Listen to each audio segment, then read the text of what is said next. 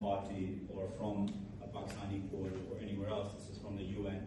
And I urge all the MPs and the democratic voices in the world to Pakistan to allow the UN working group to attend Pakistan and to allow the Human Rights Council to also take this forward. Moving forward after the arbitrary detention, just even before when Imran Khan came out of power and we lost our government, the primary thing that was used to break down or try to break down our party and our people was torture. Let it be physical, let it be mental. At the time when our government fell, we had 13,000 people thrown into prison.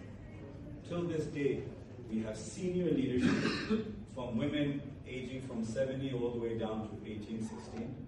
We have a senior former health minister, Yasmin Rashid Sahaba, who's still in prison. We have a couple of senators that are in prison. Imran Khan's chief of staff at the time was picked up, tortured, on record saying that I was stripped naked and electrified on his private parts. And we've got a colleague here, Azhar Bashwani, his family was picked up. My cousin was picked up. They spent numerous months in prison. Half the time we didn't know where they were even.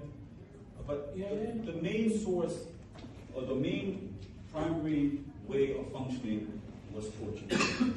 And that's what I want to raise with you today. One particular incident, just before I move forward, is of a senator called Azim Swab. He's a senior senator of our country. He's been senator numerous times. He's been minister numerous times. A man of honor.